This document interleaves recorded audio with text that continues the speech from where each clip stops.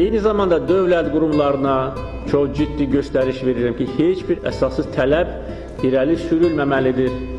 Belə hallar var, əfsuslar olsun ki, həm Vergilər Nazirliyi, hüquq mühafizə orqanları, yerli icra hakimiyyətləri Bakıda və rayonlarda haqq qoyurlar, pay istəyirlər, krişalıq eləyirlər. Buna son qoyulmalıdır, dözülməz bir haldır.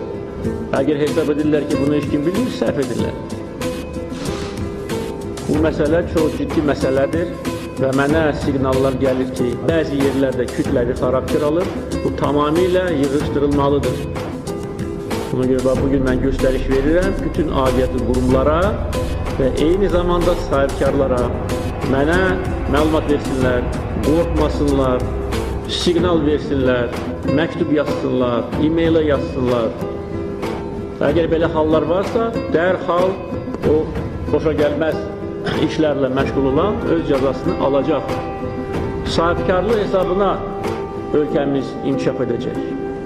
Gəlginən ki, kimsə burada varlanmaq üçün gəlsin, sahibkarı boğsun, ki, sahibkar qıfıl bağlasın, qapısına çıxıb geçsin, dözülməz haldır.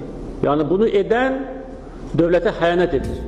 Bunu edən sadəcə olaraq pul qazanmır, dövlətə xəyanət edir. Mən bunu belə qəbul edirəm və hamı bunu bilsin və nəticə çıxartsın.